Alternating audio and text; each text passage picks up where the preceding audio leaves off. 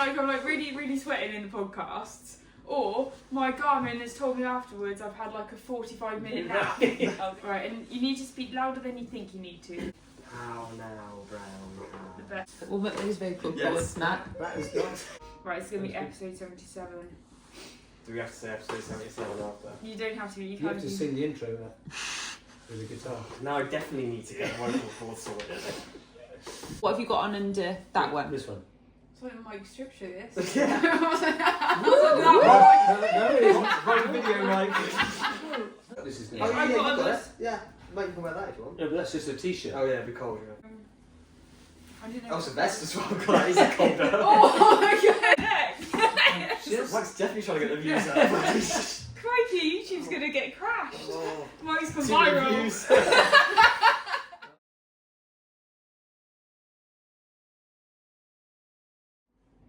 Okay, welcome to episode 77. Episode 77. Here we go. The Passion. Oh, Mike. The Passion Fit Coaching Podcast. We'll blame that on reaction time.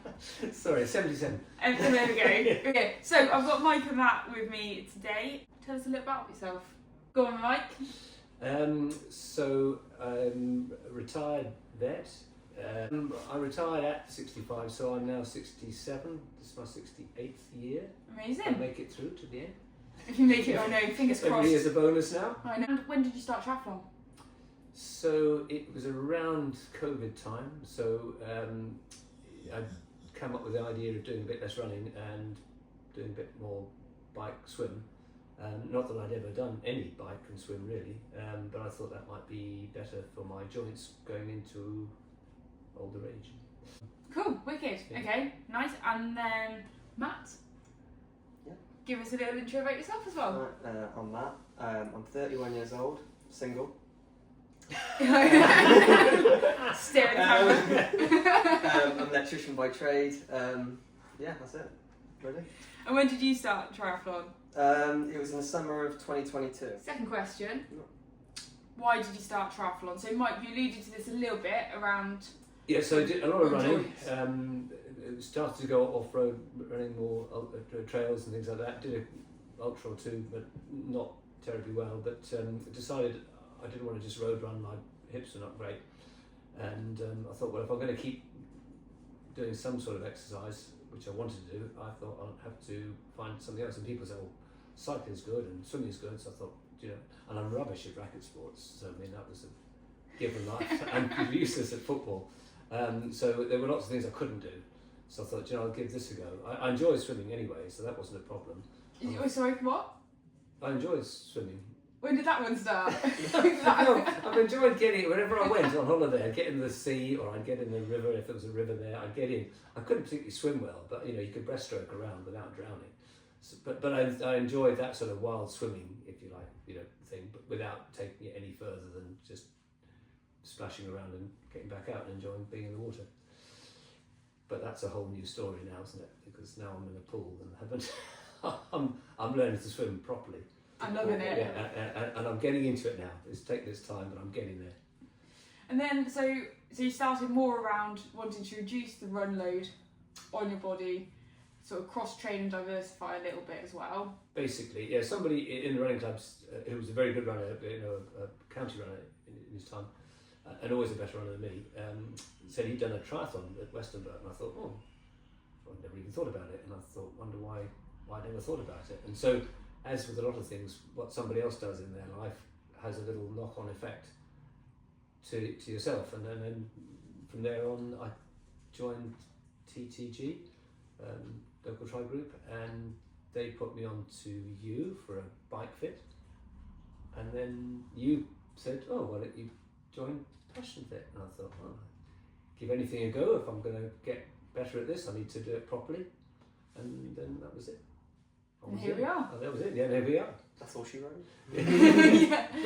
Well then, and Matt, so you've had a bit of a different journey as such, because triathlon has been part of it, but you've also had quite a focus on the longer open water swim events as well. Yeah. So kind of, what was the thing that came first then, of like how you kind of started your overall journey? I mean, like I said, it started triathlon in 2022, but I did start swimming way before that, ever since I was a kid. Love swimming. and then start of 2022 started coming out of a bit of a darker period in life. Better now, so that's good. But then literally just more of a whim really, just looking online of what local events to do, and I saw a local, literally little super sprint triathlon in Cheltenham Park. Entered that. I literally just borrowed. I didn't have a bike, so I literally borrowed my brother's mountain bike, rode around the park, absolutely loved it.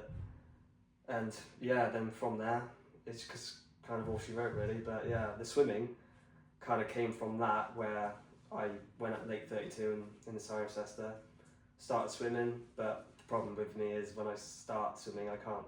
I never really had any structure, so I just went until I blew up really, and then just carried on with that, and I just swam for the sake of it. I loved it.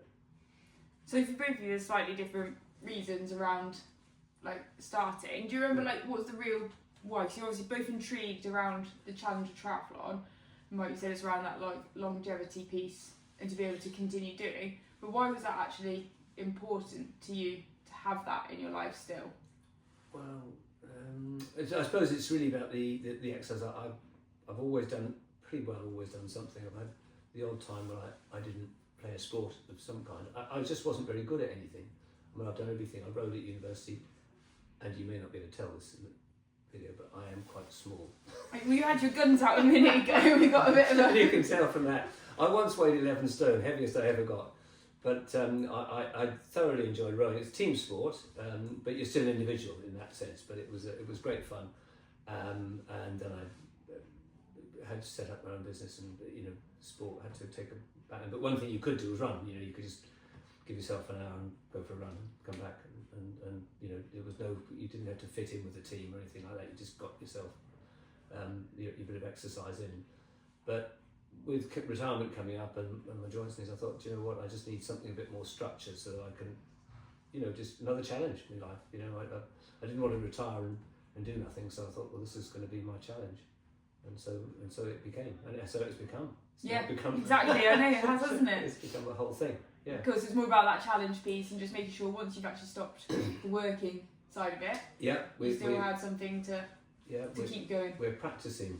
Practicing. That's what we're doing. We We're are. practicing Exactly. for the main event, and the main event is practice. I've Yeah. worked it out now. You're on it. You nailed it. Yeah, that's it. That is what we do, and I'm enjoying it. Yeah, really Good. enjoying it. Yeah, it's And good. then, so Matt, you cited that you saw triathlon, you were quite intrigued by it, but you're also coming out of a bit of a darker period of life. Do you think the two were kind of linked Oh yeah, at that time? 100%. Yeah, I Yeah. needed something to focus on. Just something to not motivate me or be disciplined, because I don't struggle with those two things. It's more of the challenge of like something to work towards, just distracting you, and it kind of like swimming in a way, because having that in the water, you're literally just on your own and no one's bothering you. Same triathlon in a way, because you're on your own out there, and it's just, I find it quite peaceful and quite zen. Yeah, I can relate. at one, yeah, exactly. Like you on the bike, for example, it's your happy place, isn't it? Yeah. And it's like me with the swim, so something like that. And then also, because you used to play rugby, didn't you? Yeah. So when did you stop playing rugby, and then how long was the gap between sort of starting something else? I finished playing rugby when I was 22. It got to a stage where, because I was working away a lot with work and working, couldn't really train, and the culture in rugby got a bit, I wouldn't say toxic because I was a part of that, but it got a bit more drink first, play second. And for me, where I stopped drinking around that age, it kind of came to the realisation that I just needed a bit of a lifestyle change. And then from there, it was literally just work, gym, sleep. That was literally my life for until I was 29, and then that's when triathlon sort of creeped in, and that extra swimming thing as well. Were you not happy in that time with that sort of work, gym life, I would sleeping, say, or was it just at the time it was just normal for me. So I didn't know if I was unhappy. I didn't know if I was happy or not. It was just kind of normal life. So I now know that I wasn't happy, and going through those stages, it's kind of made, and now realising back then it was kind of just going through the motions and not really caring about myself and things like that. But now it's a lot better. You start to understand it a lot more. Ace, we'll come on to that a bit later on. Okay, Spoilers. spoilers. I know. It's good hooks to keep the listeners there. Mm. Like, oh, what's going to come up next? Okay, so when you first started your triathlon journey with Passion Fit, can you recall what your initial goals or aspirations were? Yeah, I've got a great memory, but I suppose It's all right. I'm here to remember for you, Mike. Well, I think I don't know if I'd done. I'd done a few triathlons and not gone well, and I did the 113, which is a middle distance, and I got off the bike and I couldn't actually run, and running was the thing I could do, and I couldn't actually run. I thought, I'm never going to do this again, and I didn't enjoy it at all, because I just thought, this is ridiculous. If I can't run, there's no point in doing this. If I do all this, so I knew I had to do something better than that. So there had to be something that was going to be an improvement, or I was in the wrong game. I had to find something else. And so, that's where I wanted to be, was at least doing something that was putting me in a place where I could genuinely succeed in all three. And it was like anything, you don't want to be beaten. If you get a challenge, you don't. I'm going to beat this. I'm going to do it somehow. I just need to find a way of doing it. Yeah. And that was all, because I knew I was fit enough, basically aerobically, to do it. I just didn't have the strength in the right places to do it successfully. So it was more than that challenge of, like, because you'd already had a crack at some triathlon, hadn't quite felt like it had all come together in the way that you had the ability to. Yeah. It was then actually, how can I put those jigsaw puzzle pieces together to actually unlock what you knew was potentially there, Yeah, exactly. but just not realising at that moment. Yeah, and I'm at an age where I'm every year is a bonus. So if I do it this year, I can't wait several years to do something, because it may not happen. I might get an injury or something that I don't recover from, whatever. And so I just need to make sure I'm doing it all right now. Yeah, and also not giving, also just kind of not look back and think, what if? Yeah, Like, yeah, if you'd have exactly. kind of like sort of thought, do the 113, the middle distance triathlon we have locally here, and then you're like, right, okay, didn't come together, so I'm just going to knock it on the head. Oh, You'd have been no, the exact opposite. Didn't come together. I'm going to do it properly next time. until it comes together. Till it comes together. Yeah. Set yourself. I feel I can do this. I don't like heights. I'm not going to go, jumping out of aeroplanes, parachuting, or anything like that. But that's stopping. Yeah. That's not something I'm going to do. But this is something I feel I can do, and so I'm going to give it a go. Yeah. Give it the best shot. So that was your goal around actually, how can I put together the day that I think I'm capable of, and what's the process that's going to lead me towards that. And Matt, what were your first initial goals when you started your journey of Passion Fit coaching? Well, to take you back, it was January 2023 that I actually first came across you guys, but I was on your website for about 2-3 months before I actually took up the courage to actually email Lauren. But after that super sprint, I thought, I'll move up to the sprint distance. So I booked the Blenheim Palace one, because it's on closest day. I thought, I can't ride a bike, but I just bought one, and then I thought, right, let's move up to the sprint distance. And then again, from 23, I messaged Lauren because it was about the time that I was going to enter a 10k swim as well. Nice. So I just wanted to get my swim checked out, just to see if it was okay. Turns out it wasn't. I mean, do we describe it as opportunity? Yeah, it's a very massive opportunity to learn. Yeah. But then I also wanted a bike fit as well, and that's when I met you as well, and then working around times and stuff. But then actually joining Passion Fit was me and Lauren joke about this. We never actually agreed. I kind of just went with it, and that's all she wrote really. But the main goal for joining was, I wanted Lauren just to literally get me through the sprint triathlon, and I never thought of anything more than that. And if I'm honest, I just thought Lauren was just a coach, and she'd just get me through it, and that was it. That's what I thought we were going to do really, but then it's just resulted from that. So how, leading on from that then, so how have your goals started to change as part of this journey? Go on then. Massively. It's not really, although the sport is, I love learning about the sport and I love doing the sport, and it's just something that it's just something about it that just makes you motivate you every day or stuff like that. but it's mainly the personal piece and that the actual aspect of what you actually coach. It's just a different level, and it's not just about it's not about performance at all of what you do, and that's what it fascinates me every day. It's like you do sessions, and although there is some aspect because training is you are training for an actual outcome in the end of the day, but it's not just about that. It's about the personal piece, and that's what really resonates with me. Have you got any? Would you mind sharing any of your key sort of goals that you have, or sort of personal development points at the moment? Mainly just increase that social aspect for me. Not being more sociable because I'm not a sociable Chatty person. man. Basically, being more chatty. But the main goal for me is just more be happy with myself, not be down on myself when something goes wrong. I mean, there was an incident this morning where I got a bit down on myself. I was worried about that. Yes, Do you want to explain what happens? It's actually quite a really good point, though, isn't it? Because something's happened before. It's happened a lot. Well, it's happened once you've reacted before. differently I reacted to it. a lot differently. Good. As in, Share the story. Once upon a time. Once upon a time, back It's in lane me. 1. In lane 1, I hate letting people down. I hate being the person that's responsible for something going wrong, as Lauren would probably know from a couple of weeks ago, and she's nodding her head in the background. I always want to be right. I don't want to be in someone's way. And when working with you and Tom in lane 1, I just want to stay out of the way. Because you guys are a lot faster. So when he comes around, we're supposed to wait over on the right hand side and just or left hand side, depending on where you think, and let him pass. However, at the time, I was focusing a lot on my turns and stuff like that. So I was focused on one thing because I can't focus on more than one thing because I'm a man. Multitasking. Don't drop us all in it. Yeah, sorry. Mike's like, Young I'm man. marvelous Yeah. multitasker. Yeah, I should caveat that, young man. Yeah, whatever. Young man, better. There you go, experience. Yeah, experience comes with age. And then from that, I got in his way, as in he started to overtake me coming back down.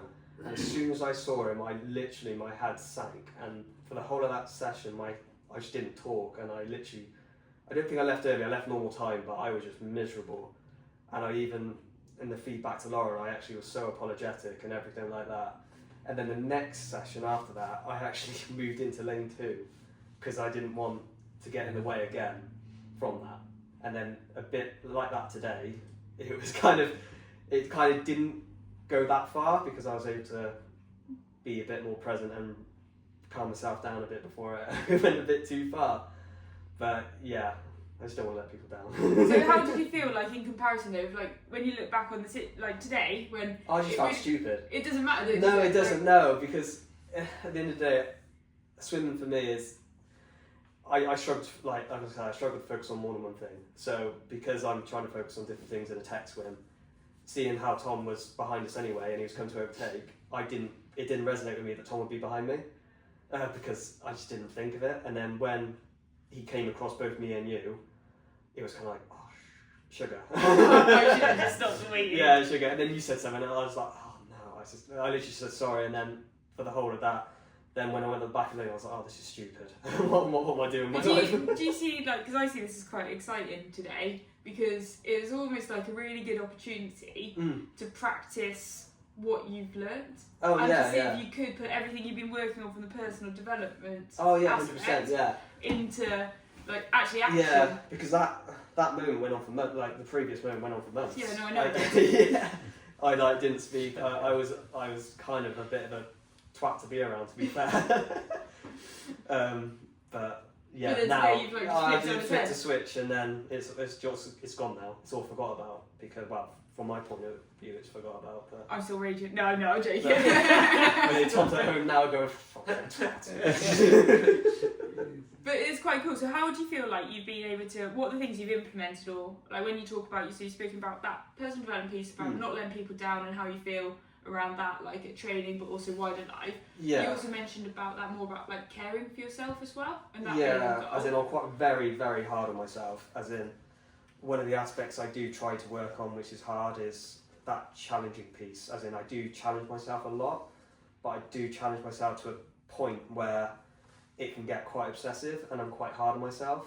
So if something, maybe is completely fine and there's nothing that's gone wrong, but sometimes it can get a bit obsessive, which from a coaching standpoint, Lauren does, she doesn't have to do much, she more has to try and get me out of it Yeah. sometimes, as in it's like, oh, it's not, and it used to happen quite a lot when I started, just to try to get me out of a bit of a hole where I didn't perform as much as I wanted to, but it doesn't matter. And it's just all about that learning piece. You don't fail a session, for example, but I always thought that success and failure. Yeah. And when I did fail a session, I was really hard on myself. But it's not, it's just a learning opportunity. And that's how it's changed for me a lot. And how does that feel now in comparison for you? Oh, different. Oh, Like- completely different. And how do you... I'm a how's lot that- happier. Yeah, you are. You chat more. And then, like, what are the other changes you've noticed in yourself as a person as a result of I'm that? happy. I'm calmer. I'm less worked up about things. I like it. Yeah. It's good. It's nice to see as well. There's a lot. I think, like, since I started in 2023, I think these last nearly 2 years now, it's been been a progressive approach. So it's been nice. But not one without a lot of discipline and awareness. Yeah, To yeah, want to exactly. make Yeah, that change. yeah, it's that awareness as well, being aware of, because none of you guys ever said to me about like criticizing like my diversity, for example. You never ever do that, which is one of the amazing things about you guys. But you recognize it yourself, and then you just want to work on it because you see how other people react to certain things. You're like, oh, maybe I shouldn't do this, but they never call you up on it unless it gets too far. Yeah. Yeah, and then that's where you get a slap on the wrist. But it happened a few times though. Exactly.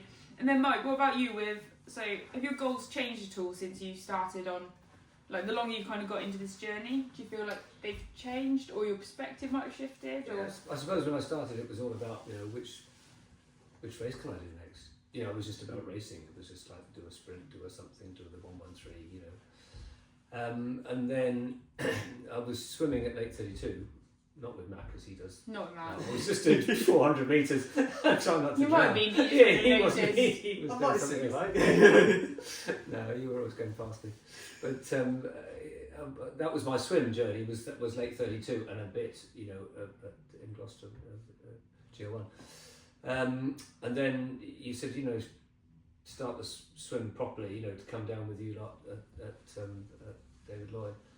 And do you know, I did struggle with that. I found it hard because I couldn't swim very well, and I was exhausted, and I wasn't enjoying it. I enjoyed pootling around the lake in a wetsuit because the wetsuit kept me buoyant, and I didn't have to swim very much, so I could still stay afloat. Whereas in the pools, it was just, I don't know about this at all, but I felt that I needed to do it as part of the journey. You know, that once you'd said, you know, this is what you need to do.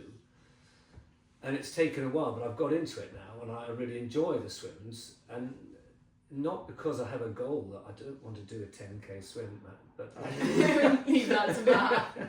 but I do want to be able to swim well, so that I can go anywhere and swim.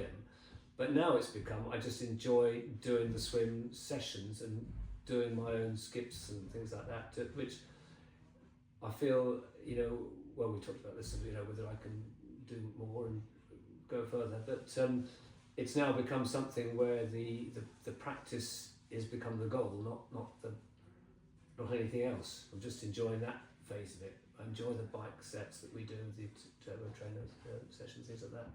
And I run very little, but when I do run, I really enjoy it because I'm not sore anymore. My hips aren't bad, and I'm running at least as well as I ever did. I'd say And so. sometimes my runs are actually better than they were a few years ago, and I'm running less. So, you know, for me that's a win-win. So yeah, it's been a very different journey, I know it'll never be. I don't know, when I race, I can't say I really enjoy it. It's just getting round. I don't know why that is, but I've enjoyed all the process up until the day, and then the day is. Maybe it's because I'm not a very good swimmer. I don't know, you had an inspired I'm swim there. at Swansea last year. Yeah, I did. You know, that was all right. Swansea. Everything came together. Wetsuit, salt water, no waves, Jellyfish. not many jellyfish. Yeah, it went well. And a wall I could bounce off, so I couldn't go wrong. Direction finding was easy. Hit the wall, bounce off it, hit the wall, bounce off it. So I got round, and I actually enjoyed the swim. Yeah, it was good, and the bike was okay. The run was, no, that was my best one. It by a was. long way. It was By a long way, exceptional. Yeah. And do you find that you've noticed any changes across any other aspects of your life at all? I'm more sanguine. I'm more tolerant of myself as well. I do privately cuss still. Well, we do all? you? But not in a big way. And I notice I don't get bothered by stuff now. I just let it pass. Whatever. If somebody's on the road and wants to go past me and is hooting, and because I'm going 20 and a 40. It's better to do that. I'm all for that. I let them go, and it doesn't bother me. I mean, it seems to bother them, but I don't have a. So that's good. Whether my wife enjoys this, because I think she's just said, "Why don't you go faster?" And I have the issue. Just go to the speed limit. She's got passenger But range. I am sailing on 6 points, but that's a whole other matter. That's not a speeding thing. That's a whole other thing. Sure, it's less than the other athlete we have. Yeah. I'm sure Jackson as well. That was not my fault. I'm not claiming any The responsibility. speed camera wasn't meant to be there. No, it was nothing to do with me. It's just bad luck. Just appeared I out call of it nowhere. bad So luck. what do you think is, because that's quite a good example, because a lot of us get flustered and frustrated about little things like that day to day. And what do you think's helped with shifting It's that perspective? it's the psychology, the Monday seminars. I mean, I find those one of the key points. I don't understand them all, but the bits that I do understand, I love it.